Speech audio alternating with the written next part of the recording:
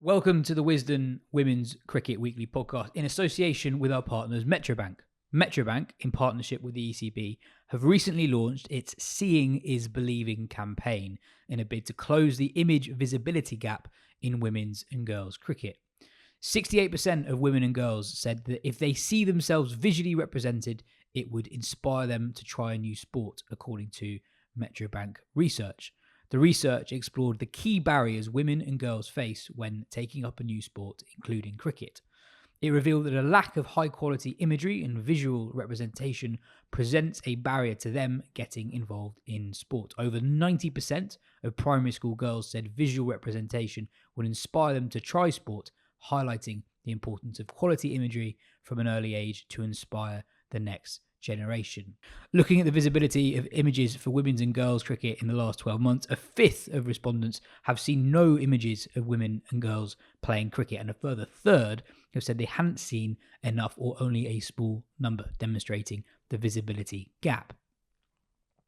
Hello and welcome to the Wisden Women's Cricket Weekly podcast. We have a bumper show for you today, 3 parts with real heft in each one of them. In part 1, Lauren and I review the India-England ODIs, which India won 2-1. And in part 2, Katya speaks to Beth Barrett-Wild, the director of the professional women's game, about the first year of the new domestic structure and what might come next. And then in part 3, Katya speaks to New Zealand legend and Durham overseas player Susie Bates about the new domestic structure and how it compares to other structures around the world. How's that for a show? Anyway, here's Lauren on how England are setting up 10 weeks out of the World Cup.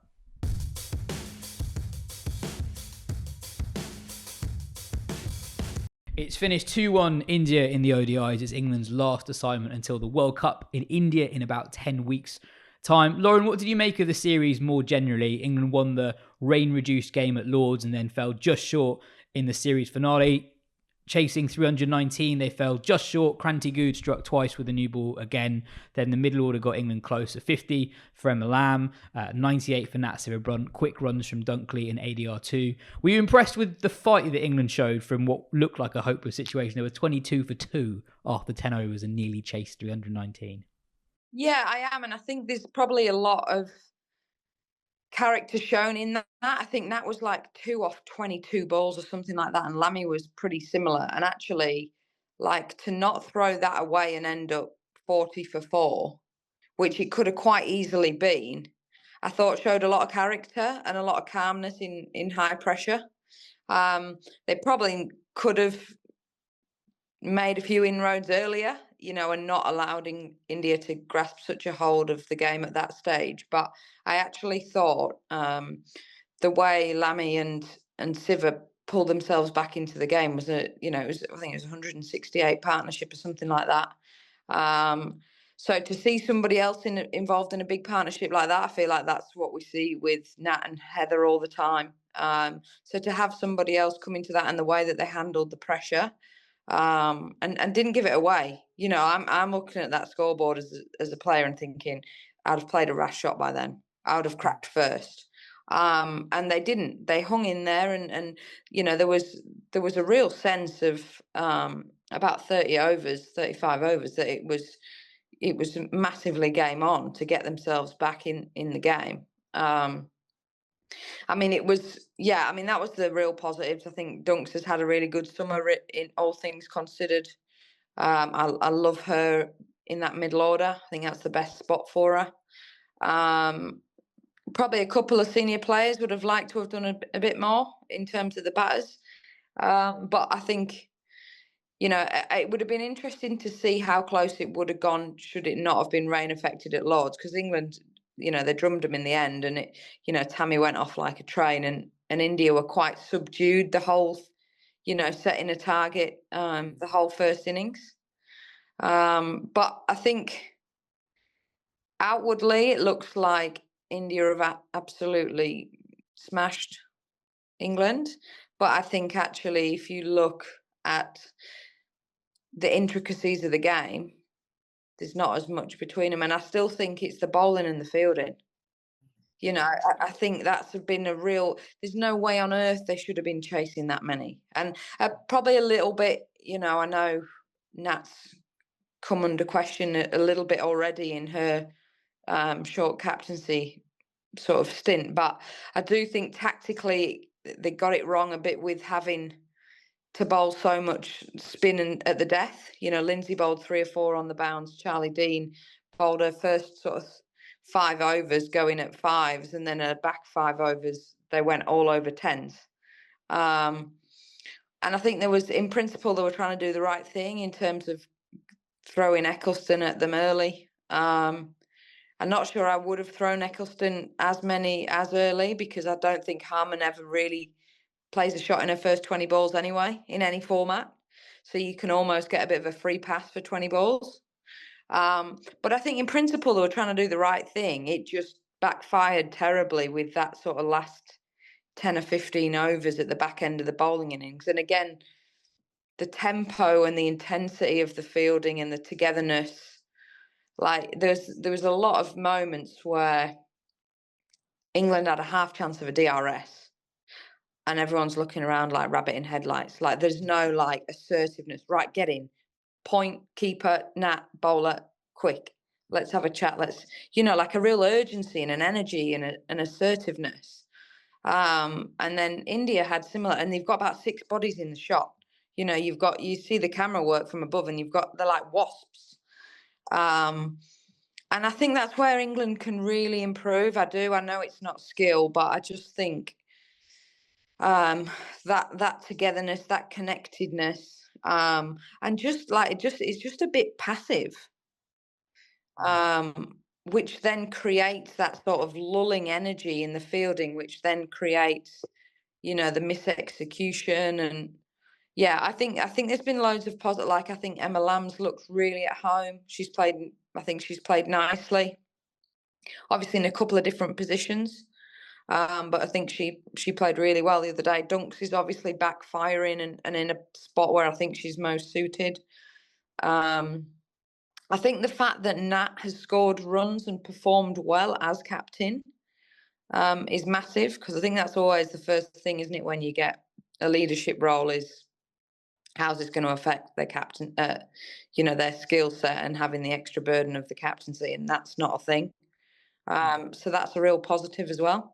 Yeah, I mean, on Emma Lamb, she banged down the door with her runs in the domestic game at the start of the summer, had a quiet series against West Indies, and here, in 2 real pressure situations when England lost 2 early wickets in the first and third game, she's got England going again. And as you say, that's not something that we've necessarily seen from England in recent years, from more junior players in the team. It's not actually that obvious how she fits in when Heather Knight is fit, but that is a big plus, seeing her battle through those really difficult situations, because it's not something we've necessarily seen from her before.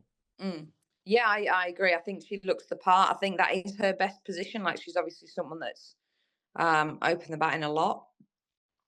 I just wonder whether, and I know this is a bit left field, but there's a bit of a discussion point the other day, was, does Heather Knight open?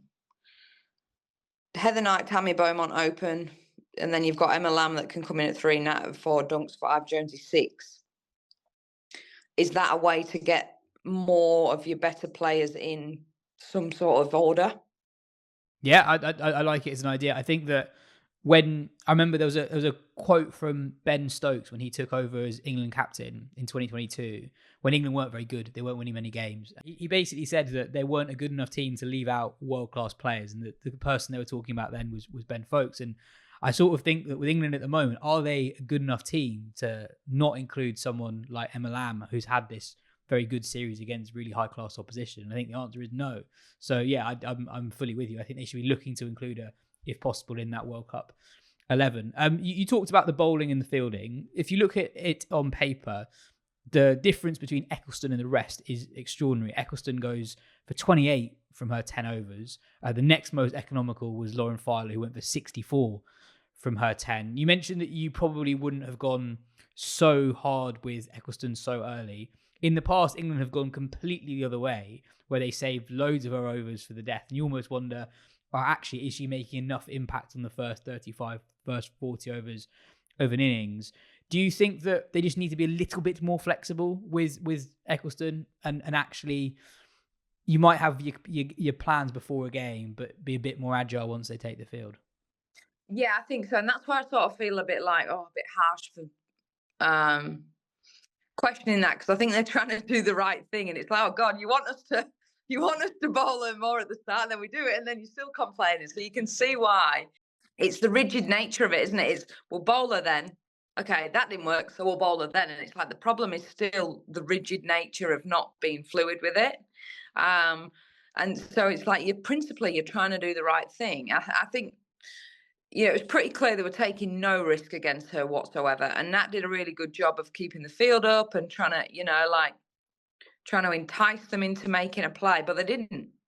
They literally just shut up shop and was like, right. I actually thought from India it was very tactically smart, because they basically went, well, if she goes at threes, doesn't matter if we take everyone else for 6 and 7s, 8s, 10s. But I think she could have gone like 4 or 5 and then split she bowled 7 on the bounce, but she could have probably gone 4 or 5 and then gone a couple of someone else, then back, and then a couple for someone else. So you've got that. So it's not necessarily about her overs. It's about how long in the game can you keep her in the game. So she might bowl another 3 overs after four, bowl 4 overs in a cluster, but then she might bowl another 3 across a 10 over period. So the part that she's involved in the game for is like 18 overs rather than, just bowling the 7 from the bounce. So you're trying to extend the period where you can intersperse her for longer. Yeah. Yeah, I also thought that the consequence of that was Lindsay Smith didn't get into the game for a really long time. And she's obviously less experienced at this level than Eccleston, and that gave her a more difficult role than what Eccleston had. There was a very frank interview at the end of the game between Charlotte Edwards, Nick Knight, and Charlie Dagnall, where they were going to and fro about how England have gone in the series. It was put to Edwards that England had been out-bowled, out-batted, outsmarted, outfielded. Edwards conceded that they had been out-bowled and outfielded. She said there were positives with the bat. On the bowling in particular, you mentioned the intensity that England had in the field. Eccleston aside, what do you think that went wrong in that last game that allowed India to score so many runs in that final 10 overs in particular? I think India were on less than 200 after 40, but ended up scoring 318. I think it was long before that, to be honest. Like there was ball handling errors in the first 5 overs, and then no urgency. I think there was Lauren Bell missed one out at cover, and I think the problem with that side was you didn't have a lot of the real good boundary riders. You take Danny Wyatt out of there. Obviously Nat now stays in the ring, so you're actually losing a lot of your really good fielders in that side. So I do think they struggled for actual personnel. And there was very early on that Lauren Bell fumbled one on the cover boundary, but then there's no urgency to actually get the ball and fizz it in. It's like laughing and joking about, the misfield. And there was a lot of scrappy throws. Like Amy Jones was getting blasted at her ankles all afternoon. And it's just little things like that where it just gives off the wrong impression and the wrong intensity. And it's hard to claw back, once you sort of lose it. And I always think like it's like a tone, isn't it? Like, and if you don't set it right, you can't. It's very hard to rectify.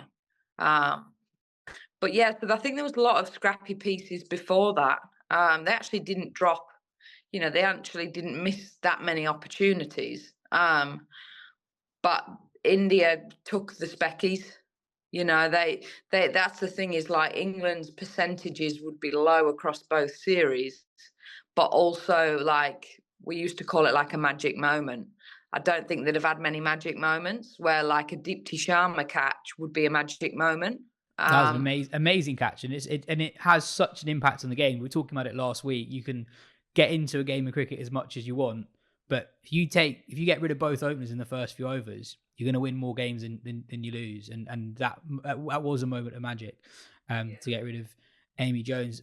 Talked about one interview after the game. There was another fascinating interview on Sky before the game with Sophie Eccleston, where she said that as recently as the West Indies series that she missed, where it wasn't exactly clear why she missed, because we were told that she wasn't physically ready yet on the day the squad announced she was bowling 10 overs for Lancashire. She said among all that, she was considering retiring from the international game as recently as that. It's only 4, 5, 6 weeks ago. on a human level, it's amazing to see her perform so well for England so soon after something that's obviously caused her a lot of grief. Yeah, and I think she's always going to be that sort of cricketer that can do that, because she thrives in the under the highest pressure. On the super overs or the games when it matters. Like she thrives in the cauldron. Probably the first time that she's had to thrive in off-field things, and probably how she's feeling personally away from the game. But I spoke on air at the start of the show, like, she's come into the game and she's been an absolute superstar, and she's had a few injuries here and there, but she's never been dropped. Like, she's never. It's sort of like it's all sunshine and rainbows, isn't it? Until it's not. And I think the women's game is now in a place where there is a lot more scrutiny. You are expected to be a role model on the field, off the field. Like, how you are is who you are.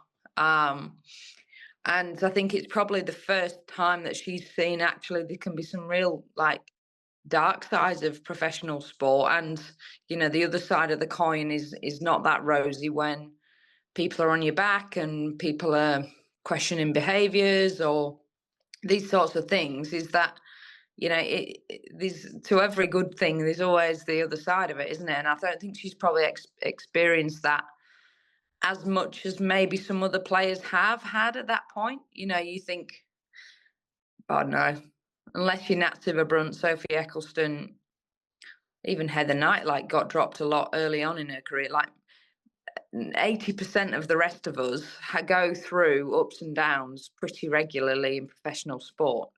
And this is probably her first real experience of that. And yeah, like, I think it's been a steep learning curve for her. I mean, fair play that she can still come out and perform incredibly well. I think, the fact that it was still mentioned even in the last game means that it's not sort of totally to bed. It's still something that people are curious about and intrigued about. And it's something that is going to be, like, all eyes are going to be on her. That's just the way it is. And it's, it's one of those things where if you've got a bit of a black mark against your name, then it's going to take a while to remove that. On India, amazing innings from Harmanpreet, her third ODI 100 in England alone. More generally on India, how do you think they look so close to a home World Cup? Because before this series, we were talking about their bowling not looking, well, at least lacking experience, but some of the inexperienced bowlers have done really well. We talked about Sri Chirani, talked about Good, who's been a wicket taker. She took 6 in that third ODI in the end. How do you think they look ahead of that World Cup? Yeah, I feel a bit of a fool for saying I wasn't sure about their bowling attack, and that. Yeah, but that's fine. Saying you're not sure is fine. You're not criticising them. You just weren't sure. No. But I was really questioning, because a lot of the names is like, like, no disrespect, but some of them haven't even played a lot in the WPL, and you think, who are these people? Like, how do you just come into international cricket and be good? and they've done that, and I think. Yeah, I think they look strong. I still think that they'll probably still want to find another decent seamer. But I think the spin department looks really strong. They've obviously that option of a couple of different left-arm spinners is really exciting for them. I mean, their batting lineup's potent. And even, like, you're leaving out someone like Shafali Verma, and then Roal comes in and you think, gee, she looks the part too. So they've got a lot of depth in their batting lineup, I think, and even people that are, not in that starting 11. The key bit probably is to keep your bowlers fit, really. Probably find another seamer. But in the field, like, they looked, even at the end of games or around games, like, they're doing extra fielding, they're doing their running, their movement. Like, they just look like a better bunch of athletes. Quite significantly, I reckon, from a couple of years ago. And I think that might largely be down to the WPL and the exposure that they get through that. But I think, yeah, like, they look a significantly more, even seeing them out in Australia across our winter, I think they look significantly improved from then.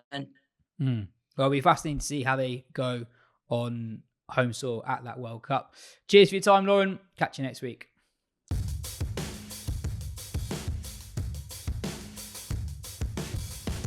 Next up, Katya's chat with Beth Barrett-Wild ahead of the first ever Women's Blast Finals Day that takes place this Sunday at the Kia Oval. We've actually got a bespoke code for the Vitality Blast Finals Day this Sunday, 27th of July. If you follow the link in the description or use the code Wisden at checkout, you will get £5 off adult tickets. That offer runs out at 5 p.m. on Saturday, the 26th of July. Anyway, here's Katya's chat with Beth Barrett-Wild.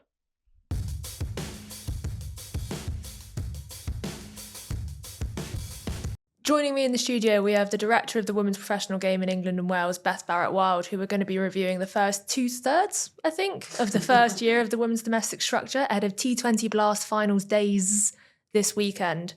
Beth, thank you so much for coming in. We had you on the show about 9 months ago now when you were in the midst of the winter preparing for the brand new tier system and everything that went with that. From where you were at that point, and what are your general thoughts on how the bulk of the season has gone so far? Gosh, I can't believe it's 9 months ago. It doesn't feel like that, which is probably testament to some of the excitement that's gone on in the field, actually. I think we are about 60% of the way through the season already, and I think it's been a brilliant start. I think it was very important with the relaunch of the women's domestic structure that we made a brilliant first impression, and I think we've certainly seen that come through on the field. I think there'll be a statistic at the end of the season, actually, in terms of how many ties there have been, in particular in Tier 1.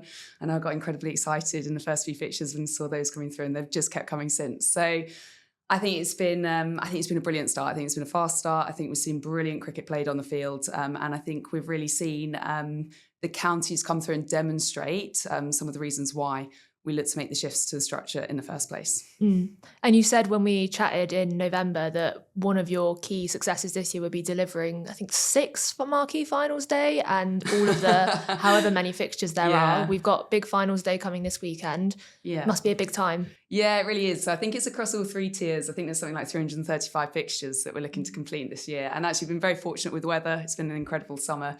So I don't think we've had too many rained off so far. But yeah, lots to look forward to this weekend with the Vitality Blast Finals Days across tiers 1, 2 and 3.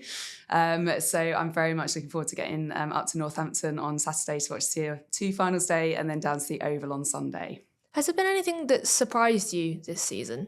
Yes, look, I think I was always pretty confident going into summer about the quality of the cricket. I think we had really, really solid foundations laid through the regional structure launched in 2020 to establish that professional base. So I think in terms of the actual cricket, I was always very confident that we were going to get really compelling competition, closely fought, contested. I think there was always an element of making sure that with the transition into those county structures, that the players were looked after and that was a seamless transition. And I think I've been really happy with how that's gone, actually. I think it's been a brilliant transition season. And I think we're really pleased with where we are. If this year's been a bit of a transitional year, what tweaks can you implement going ahead, looking to really get into the teeth of the system next year and beyond? Yeah, so look, I think it's about doubling down, actually. I think we continue to build from sort of that quality cricket perspective, so making sure that investment is going into areas from a player perspective, whether that be through contracts or the value of those contracts. But I think also like one of the big reasons that we looked to make this shift was around growing that passionate fan base and really generating that long-term value. And I think that's something that we're just scratching the surface of at the moment, actually, in terms of really recognising that followership for the women's domestic game coming through. I think across tiers 1 and 2 of the Vitality Blast this year, we're going to see upwards of 100,000 people coming through the gates to watch those fixtures in ground, which is fantastic. I think if you look back where we were even 5 years ago, to have that volume of people coming through to watch is really impressive. And then also that commercial partnership side of things. So again, green shoots of growth there. I think we've seen certainly across the tier 1 counties, some new partnerships coming on board, some new brands coming into the game, which is really positive. But also some incremental uplift on existing commercial deals. So we're just starting to collate all of that data. We'll do a big review at the end of the year, and I think we'll have a real granular understanding of what's gone on there. And that really will be that kind of established base from which to grow again. Part of that followership that you mentioned is crowds. In terms of what you were expecting or hoping for at the start of the season, how has the reality matched up to your expectations? Yeah, look, I think it's been brilliant through the Vitality Blast in particular. I think we made a very obvious and key action to play the majority of those fixtures as double-header fixtures. So I think in Tier 1 we've had about 60% of those matches played in the double-header format. And I think we've really seen the numbers come through the gates for that. So we will do a big reconciliation piece at the end of the summer where we'll be able to break down fixture by fixture exactly how many and who has come through to watch those games. But the data that I have seen has been really positive. And I think in addition to the double headers, the bit that really excites me actually is that we've had a few real standout standalone moments. So I think Somerset hosted Lancashire Thunder and got around sort of 2,500 people going to watch that as a standalone fixture. So again, I think that just demonstrates the opportunity and the potential around the women's game. If you create the stage, if you create the products, that people will come and watch it. Mm. Just outside, or going back to the start of the season, another part of the structure was getting more England players playing in domestic cricket, and we saw Charlotte Edwards come in and also want England players playing in more domestic cricket. And at the start of the season, we saw so many international players playing in the Metrobank One Day Cup. Looking back at that time, when you had Surrey with their raft of England players and Tammy Beaumont and Amy Jones opening the batting for the Blaze, a lot of those fixtures were played at outgrounds. Do you think that was a bit of a missed opportunity, maybe, to have those England players drawing in the crowds and the followers playing on big county grounds? Yeah, look, I think it's been brilliant, the sort of the England player involvement from the start of the summer. And I think that's certainly something that Charlotte Edwards has put real emphasis on. And I think it's been brilliant to see the importance that the players have put on that, and the fact that they have really put in some big performances as well. And I think it's been really heartening actually to see the likes of Em Arlott, Lindsay Smith back into that England fold and playing regularly, sort of demonstrating the value of performances in that domestic structure. I think, look, from a facilities perspective, I think we were always aware going into the restructure, and actually even prior to that, that there is a finite amount of grass that we have access to, which sounds a bit ridiculous, but it just means that, yeah, the facility challenge is real, and it's something that we're just having to work through. But I think the majority of the fixtures, the vast majority of the fixtures have been played at HQ venues. And I think even when they haven't been, I think the actual quality of the pitches that the players are playing on have been very good. And we haven't seen any sort of challenge there. I think we've seen some very, very high scoring matches, which has been very exciting to follow. So look, I think the facility thing is something that we will continue to have to work through. I think we have to be recognising that we have grown very, very quickly in the women's domestic space, which does put pressure points on that. But it's something that we're working very closely with each of the individual counties to make sure we can manage that through with them. How much of that is in the ECB's remit compared to how much is it in the county's remit, as in exactly where the games take place? So it sits with the counties in terms of where they want to play their matches. And I mean, I suppose if there were any big red flags, like we'd look at that and we'd sort of sit down with them and work it through. I don't think there have been in terms of, the quality. So even where a team might be playing at a second venue or an outground venue, it's still a high quality facility. And the players are getting access, like I said, to good quality pitches, etc. So I don't think we've had any sort of acute issues with that this year, but it is something that we'll always keep an eye on. And I think it's really important actually just to recognise some of the investment that's gone in from the counties within their HQ facilities. So I was very fortunate to get to go to the Bears launch back in probably October time last year, and got taken around their new changing room facilities, which are world class. I know Surrey have followed suit, and there's other examples of that around the country. So there have been significant sums of money invested into developing the infrastructure for the women's teams this year. And I think that will continue moving forwards. How does that look across Tier 2? Because obviously you mentioned Warwickshire and Surrey, who are more financially rich in the system. Does that look similar across Tier 2 as well? Yeah, look, I think it's within the actual plan, the strategy for the women's domestic structure, the emphasis on investment in that space is very much in those Tier 1 county spaces.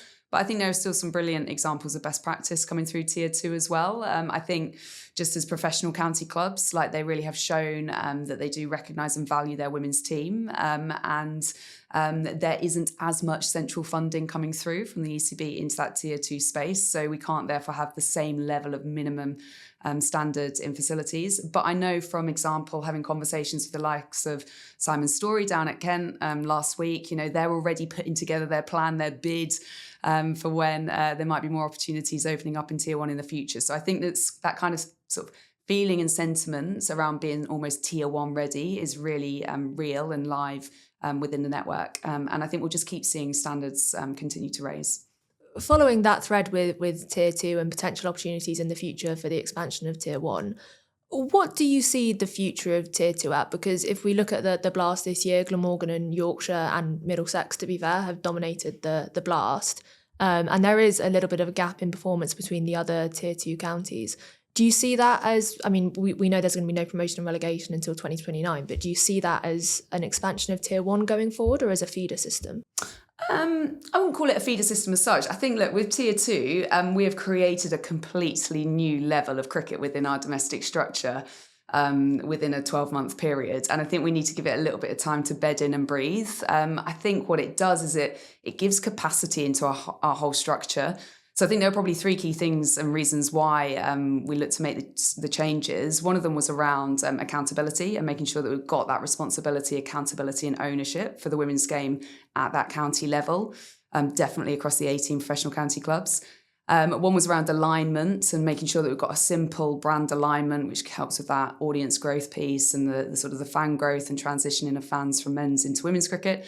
But then the really important one, I think, and where Tier 2 and Tier 3 come into it, was really breathing depth into our player pathways. So rather than having a flat 8-team linear structure, we've got strength and depth in a way where actually, you know, we always spend a lot of time looking over at what's going on in Australia. Like, we've created a whole extra level of cricket underneath our Tier 1. So I don't think it's a feeder system as such. I do, though, think it will be a breeding ground for new talent to come through. And I think we'll see that in terms of creating a really competitive quality level of cricket that players can come through.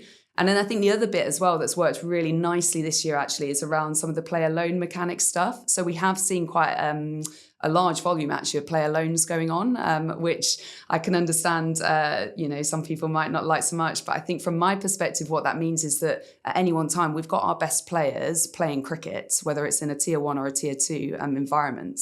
And we want to make sure that the best players in the country are playing cricket on a regular basis. And that will just help to drive that quality piece. So, look, I think we need to give it a little bit of time to settle down. I think it is positive that Yorkshire and Glamorgan have qualified for finals day on Saturday, because that is demonstrating that they are getting themselves ready to compete within Tier 1. So I don't think there's too many surprises there. But I think it is just a chance of letting it settle down. And I'm not too worried about there being any big gaps between the teams at the moment. I think that will come through over the next few years. On Yorkshire and Glamorgan, Yorkshire are set to go up to Tier 1 next year, Glamorgan set to go up in 2027. That was said that it was, I guess maybe conditional is not the right word, but on them meeting certain check marks, I guess on and off the field to that point. How have you seen their progress this year to meeting that goal? Yeah, so we had a board meeting, I think it was in May, the board meeting, because we needed to make sure that we gave them enough time between sort of the final decision being made and then actually coming into existence on the 1st of February next year, which is when the CPA cycle runs.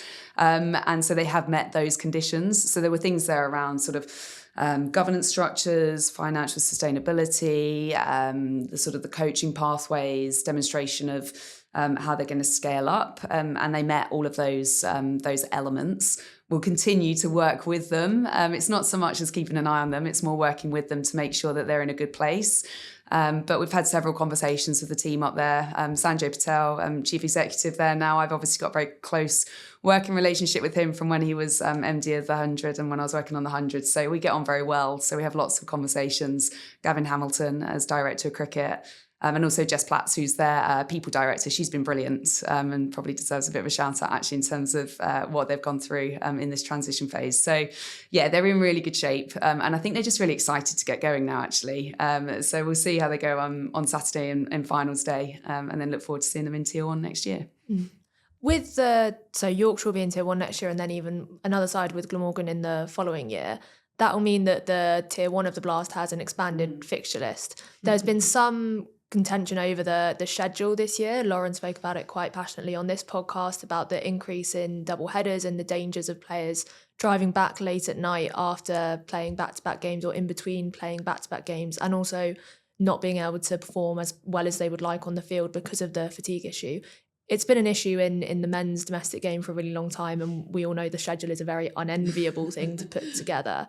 But how can player safety still be ensured with that expanded Tier 1 Blast competition, and what can be addressed about that schedule? Yeah, look, so I don't think it's any secret that we're going through a men's domestic playing programme review at the moment.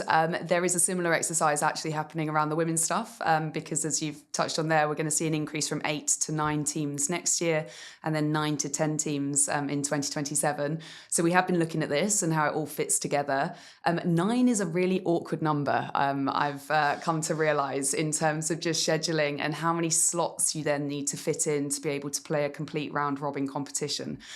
So you're probably aware at the moment in Tier 1, across both the T20 and the 50 over formats, it's a one group round robin home and away. So that's 14 fixtures per team.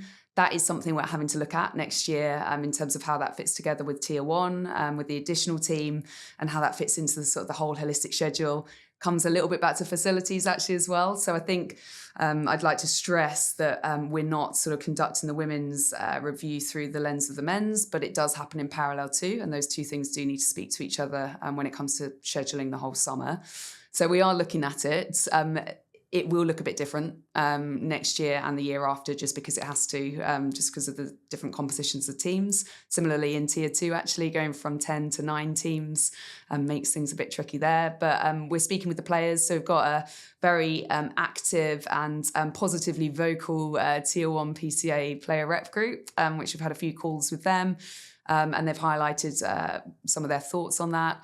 I listened to the podcast that Lauren did in terms of the back-to-back fixtures, and it was something that I was already aware of. So again, in terms of that blend of standalone double headers, we will look at that. And we're very aware about the sort of the periods, the gaps that players would like to see between fixtures. So that is something, we'll put into the big melting pot when it comes down to fixturing everything in. But it's a work in progress. You're probably asking me the question maybe 2 or 3 weeks too soon. So maybe we'll have to do another one of these soon. Yeah. So is there a possibility that the Tier 1 Blast will be split into a North and South group at some point in the future? Potentially, but nothing decided as yet. But that is the sort of thing we might look at to make sure that we're delivering on the key objectives, which primarily are around that quality cricket piece and that fan growth piece. So what is the best possible composition of fixtures and scheduling of those fixtures, days of the week, slots, like we know which slots perform well. We know from the double headers, and this is the sort of detail we'll get into when we're reviewing all the stats at the end of the season in terms of, double headers obviously work better at the weekends, where you can make sure that people are available to go and watch cricket during the day, etc. So we'll look at all of those things. We'll take that data and hopefully we'll be able to create a sort of player welfare, quality cricket audience first schedule for future years. I was going to ask you about double headers actually. Do you think do you have any data, or do you aware of any data on women playing second in the double header kind of fixtures? Because it's always the women that go first, and sometimes that can be a challenge to get people into the ground in time. Yeah, there's been a couple of test cases, examples. I know Lancashire Thunder and Daniel Gidney's really driven the charge on that in terms of flipping the fixtures round. We also did it once in the 100 in 2022, I think that was, which was as a result actually of the Commonwealth Games. And I think it's something that we're still just learning from, actually. I think it's kind of, it's something that we don't want to sort of change too much too soon. And I think actually the way that it works definitely through the hundreds is with the way the fixtures are around. But again, it's probably something that we do need to keep under constant review. And there's probably not a big enough data set to be able to categorically say sort of anything either way at the moment. Mm. The other thing we spoke about in November was about the potential to introduce a red ball format to the domestic summer. Has there been any, at the time there was no plans to introduce that red ball format. Has that changed at all, or is that still the case? Is that part of this review? Or? Yeah, so it's been talked about in terms of sort of looking at what 26 would look like. There won't be a women's domestic red ball competition officially next year, so I can say that now. But it's the sort of thing that, again, we will continue to sort of have in the back of our mind. I'm never saying never, but I think we need to make sure that if and when that does happen, it happens for the right reasons. And I think at the moment, the way the schedule is and the volume of women's test cricket doesn't mean that you need to have a full flight domestic red ball multi-day competition. And I think there's other ways that you can prepare the players to play in those formats. Another feature of the expanded structure has been that more women than ever are being paid to play cricket and are on professional contracts. It was kind of brought home to me. You're going to hear an interview with Susie Bates in a minute, and talking to her about the structure in New Zealand, where they have less than 20 professional domestic players in New Zealand. Having said that, there's still a significant gap between the average women's salary domestically and the average men's salary domestically, which is most seen publicly in the 100 salaries. What is the update on trying to close that gap between pay play? Yeah, so look, I think first of all, it's important to note that we have probably about 130 female domestic cricketers now contracted, with a minimum of 15 contracts required per team across those 8 Tier 1 teams. With Yorkshire coming online next year, that obviously goes again. And then with Glamorgan, it will go again in 2027. So we've got a big sort of, depth, I suppose, in the number of contracts. I think it was also groundbreaking, actually, that when we introduced those contracts, we had equal minimum level salaries for both the male and the female players. So whether that's a rookie or the first senior pro, we've got equal entry level salaries there. There is a salary collar in place for the women, which is 500k, which all the teams are adhering to.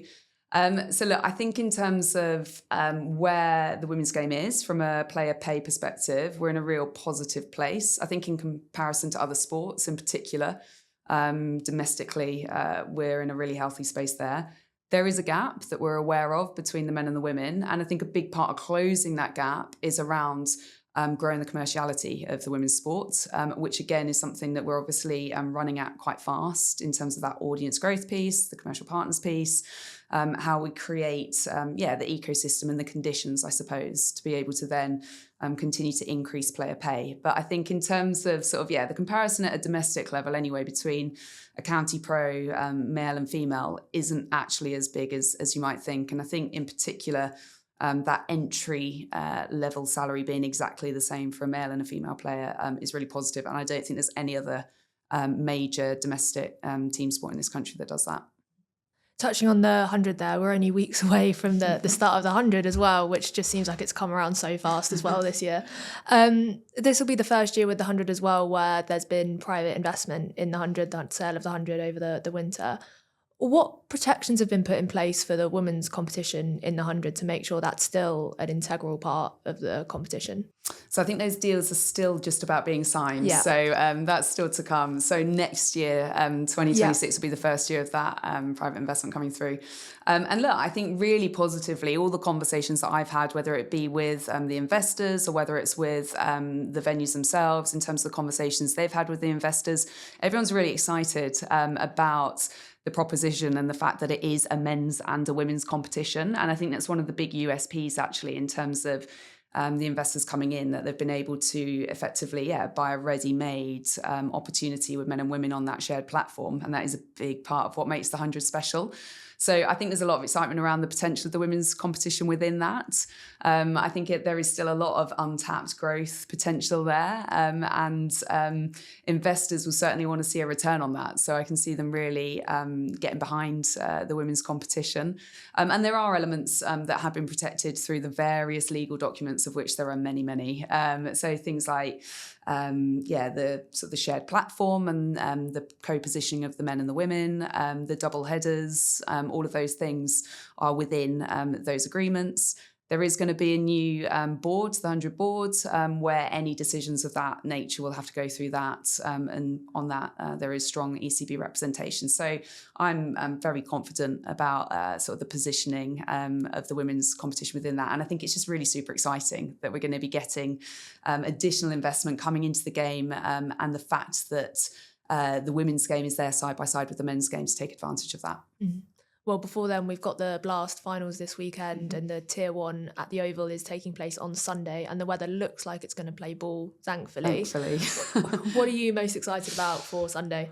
I think it's going to be a brilliant day. I think the fact that we're playing it at the Kia Oval, it's a big stage. We're positioning it in a way where we want to see the women's game grow and thrive, and how, again, going back to that kind of brilliant first impression, like we want to make sure that we're creating a stage for that.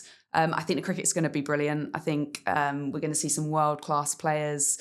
And I think that's another thing, actually, just in terms of the Blast generally, like I've been blown away by the quality of the overseas players that have come through across the team. So whether it is Grace Harris at Surrey, or Elise Perry down at Hampshire, or Susie Bates up in Durham, it's been really exciting to see that. So look, I think we're going to see brilliant cricket on the fields. I know Vitality have really got behind and are very excited. They've been really pushing for this moment for a long time now. and they're going to do some brilliant event activation around the stands. And yeah, I just think it'll be a massive celebratory moment for the women's game. Yeah, I'm sure it's going to be a really great day. So get your tickets if you can and come down to the Oval. Beth, thank you so much for coming on the show, and I'm sure we'll catch up soon. Thank you.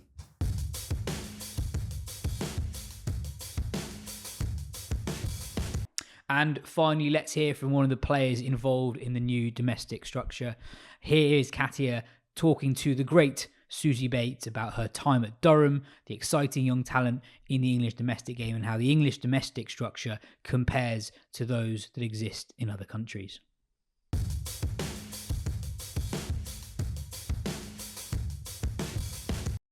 Susie, I wanted to start with Durham. It's the first year of professional women's cricket at Chester Street, and it was a bit of a coup that they got the Tier 1 side over Yorkshire anyway. It would be a huge finals day to make in that context. Yeah, it would be. And I know when I first spoke to Marcus North about coming and playing for Durham, he was very strong about, not just wanting to participate, having got the team. He wanted to win and put in some strong performances. So the goals of the club, ever since I've got here for the one-day comp and the 2020 comp, was to push for finals. And we didn't start as well as we'd like in the 20-over format, but since the break, we've got on a bit of a winning run, plus a couple of rained out matches. So yeah, it's really exciting. I think we've got better and better as the season's gone on. And what's your experience at the club been like this year, with it being the first year of professional women's cricket? You mentioned Marcus North there, and he was instrumental in getting Tier 1 to Durham in the first place. So how's that translated across the season? Yeah, with him and Danny Hazel, I've been just super impressed with the way they've gone about things. Obviously, they did a pretty good job in the off-season convincing players to move up to the far north. And yeah, as soon as I've got here, I've just really felt a part of the club and the men's team as well. It does really feel like one club striving towards things together and sharing the resources. And we have equal access to everything, which is really important. And yeah, I've loved every minute of it. I think everyone was just so excited and I guess felt pretty rejuvenated and fresh start for a lot of players. And Danny Hazel has a lot of experience at this level, so I guess it wasn't too new to her, and she's got some really good people around her. So I guess at the stage of my career, it was just a really refreshing season to be a part of. All very new to me. I knew a couple of the players, but not many of them. And there's some really young players in the group that keep me young and teach me lots of things about what's going on in their world, which is far away from what I remember it was like to be an 18-year-old. What have they managed to teach you? Oh, just a bit of the lingo and your TikTok things and how to use ChatGPT and all of that stuff. I'm a bit of a boomer, I guess, but yeah, the likes of Phoebe Turner and Grace Thompson in particular are really exciting young players. So it's been awesome to kind of watch their journey throughout the season and see them get recognised with higher honours in England A and getting picked up in the hundreds. So yeah, it's exciting to watch those players and hopefully teach them a thing or two if I get the chance. I just wanted to pick up on the 2 teams, 1 club, or coexisting with the men's side that you mentioned earlier. I think it would be expected that there might be some teething issues with players who haven't had to share their spaces before now having to share those spaces. But what has the reality of having 2 teams, 1 club looked like at Durham? Yeah, I guess I missed the logistical side. We've only got one manager in Ruth, and Marcus North is managing both teams. So I'm sure logistically it's added a whole extra workload to those two who have, without adding extra staff, have just added an extra squad. So I don't get to see the logistical things. I just sort of turn up each day and from day one, how welcoming the boys have been. We've got a small gym, but it's never an issue with sharing that resource. Everyone sort of understands that people have got work to do, and often the schedule allows the boys are away and we're at home, so sharing the grass facilities is not that difficult. But there have been days when we've both been training at the same time, and Danny and Ryan, the men's head coach, just sort of communicate about what they need and we try and make it work. So yeah, I think Marcus knew that was going to be a really important factor, that the men's team we're going to be sharing the resources that they're used to having. And yeah, I can't speak highly enough of the guys that I've come across. And yeah, it does really feel like one club. And also to pick up on what you said about attracting players to come up north, I think that was one of the talking points with Durham when it first got Tier 1 status. Lauren's talked about it on the podcast before about her decision not to move up north, and with young players particularly and wanting to be within reach of some bigger cities, maybe that would have been an issue. What attracted you to come to Durham rather than some of the counties you played for before in England?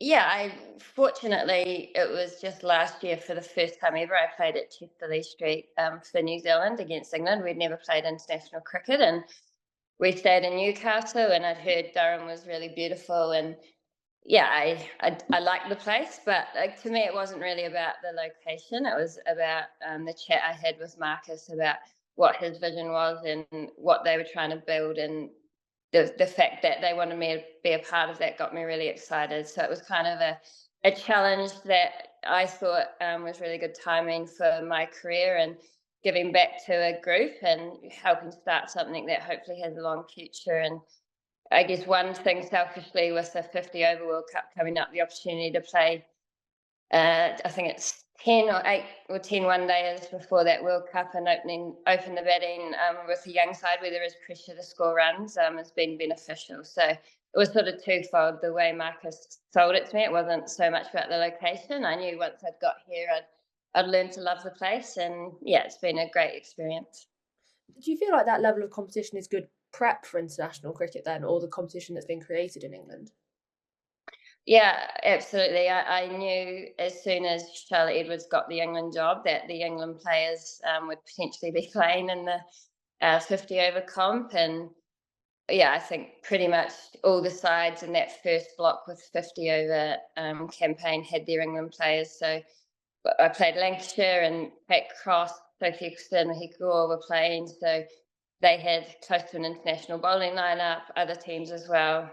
It felt like a really strong competition. And yeah, I think it does make a little bit of a difference when the England players don't play domestically. But what I've seen this year is how much depth there is coming through. And I guess as an overseas player, that's a little bit daunting for a little place like New Zealand, just the numbers and depth they're starting to create through the professional environment here. Do you think that's something that could be replicated in the New Zealand system? Yeah, I think it needs to be. I feel like in all the times that I've been playing cricket around the world, as soon as the domestic game is professionalised, that's when you make the biggest movement in terms of depth. And we saw it in Australia first with their WNCL contracts, and having those domestic players being able to train full time. And now England, although they started slowly with a few players at each county, the fact that they've got nearly 15 players at least at each county that are fully professional. In New Zealand, we only have 17 cricket players in the entire country that are able to be professional and train full time. So until you increase that number, I think that's when it does make it more difficult and more challenging to get that depth and increase the domestic standard. Because at the end of the day, you technically have professional cricketers playing against amateur cricketers in our domestic game. And now in Australia and England, everyone's on a level playing field, professionals playing professionals, all given the same opportunity to put the same amount of time into their game. Practically speaking, how far do you think you are in New Zealand off more professionalism in women's cricket, especially taking to the fact that you won the T20 World Cup last year?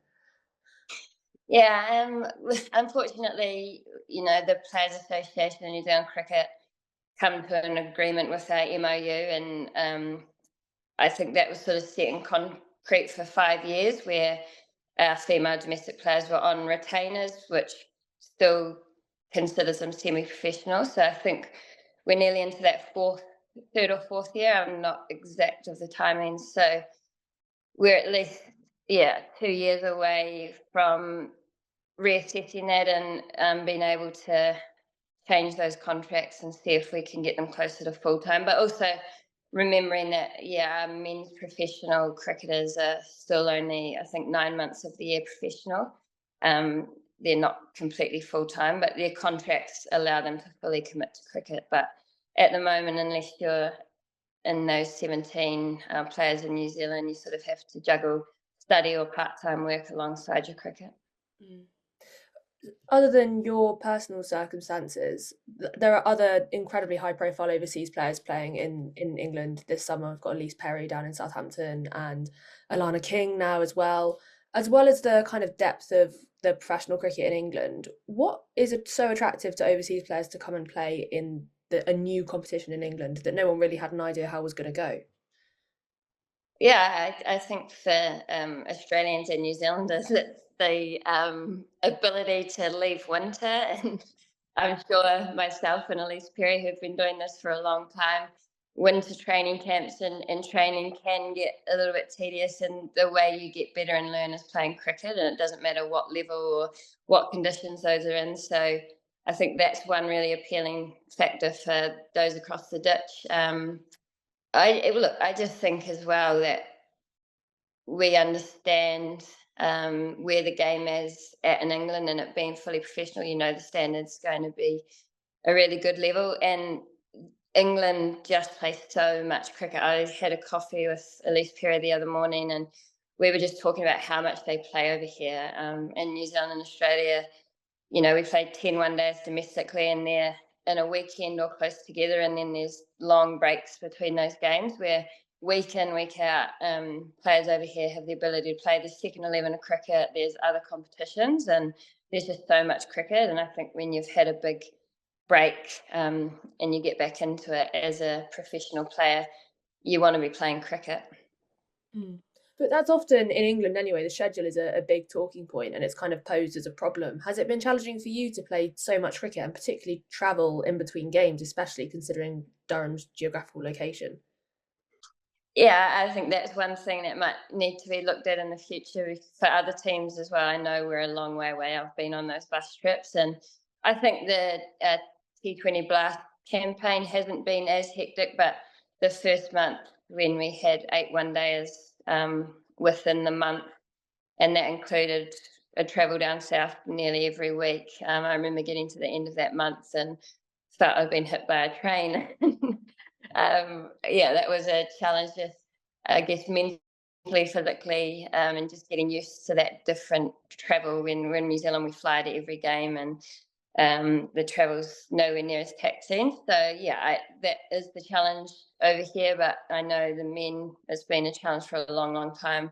They've called it the county grind. I've heard a lot of New Zealand players talk about it. So there's, I guess, advantages and disadvantages of playing a lot of cricket. And I think perhaps, the balance of playing here is a lot higher. And I think in New Zealand we could play more cricket, but it's difficult to get that balance right. And just lastly, to touch on with the Blast competition, we speak a lot about double headers, particularly with the 100, which you've played in, and the environment that it tries to create. How does the environment that's been created with the double headers in the Blast this year compare to what has been created in the 100? Yeah, I think for Durham it's a little bit of a different beast because it's a new club. They're not used to having double headers or having a women's team, so to create that fan base, that's going to take time. But I know playing in places like Surrey, they do an exceptional job of promoting both games, and they've got the population to get a lot of people into the grounds and the atmosphere that creates. And I know, speaking to the English players that I know, they love the double headers, just the atmosphere. Even just being able to watch the guys that you train with day in, day out afterwards and seeing how they go is really exciting. It just, you're playing at the best grounds in the country. I think it's something Durham will do better and better as, I guess, the time goes on with their women's team as well as the men's team. Do you think there's scope for reversing? I mean, I know we've seen a couple of these times in this year's competition, but do you think there's scope for reversing the order of what those games are played in, so that women play under lights in the evening slot and the men play first? Yeah, I think there's always scope for that. And we've tested that in New Zealand in our Super Smash. I know in Canterbury they've got Higley in the lights, and the females have played a game a year under the lights. And I guess often when it's a midweek game, it's the prime time too. So if you're playing at 2:00 versus 6:00, people get into the ground after work, and you aren't actually giving them the choice to watch the women's game if that's their preference. So I think sometimes mixing it up just to give the women's game, I guess, the best space to promote itself rather than it is a little bit of a disadvantage playing at midday, midweek, because a lot of people have to work. So I think, there's always scope for that. And I know we've tried to do that in New Zealand, and I know Australia as well have worked hard at making sure that their women's games are in the prime time windows. What's next for you after your team with Durham? We know we've got the World Cup coming up in September. What's going on in between them for you? Yeah, so unfortunately, up until the 100 start, that's kind of the end of my English summer. So I'm going to head back home to New Zealand. We have about 6 weeks, I think, before we head off to Dubai for our World Cup prep. We play England and Dubai in 3 warm-up matches, and then we head over to India for the World Cup. So I've sort of got a 6-week block to just get home, recharge, reset, and then go again. So that's kind of where my head's at, just focusing on doing as well as I can for Durham, and then it'll quickly switch into that World Cup mode. And then after that, we'll always see what happens. Well, I mean, I know it's a question you get asked all the time, but you had that amazing T20 World Cup win last year. You're now the most capped woman in international cricket. What drives you to keep going still? What's left? Yeah, it's hard. I've probably thought after winning a World Cup that I may struggle for motivation, but in a funny way, having that feeling of winning a world title almost gave me even more motivation, knowing that the 50 over World Cup was just around the corner. Yeah, honestly, I've never stopped wanting to get better. And I think as the game's evolved, it's driven me even more to almost keep up and try and get better and grow with the game. So that's basically what drives me, is every day actually trying to get better as a player. And I've never lost that motivation. But I know I'm closer to the end, and this World Cup, for the 50 over World Cup, I always sort of get to the end of those campaigns and reassess where I'm at and where my motivation is. But I try not to think too far ahead anymore, because you never know what's around the corner. And I never would have thought about this opportunity playing in Durham. And you just want to keep your eyes open to all those opportunities and make the most of it, because I know when I'm done, I'm going to be done for a long time. So look, I love every minute of it still, and the body's going okay.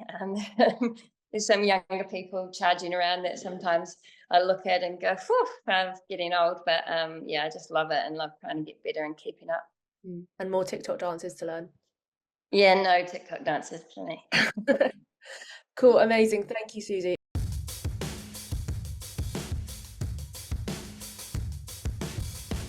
That is everything for this week's show. Thank you for listening. See you next time.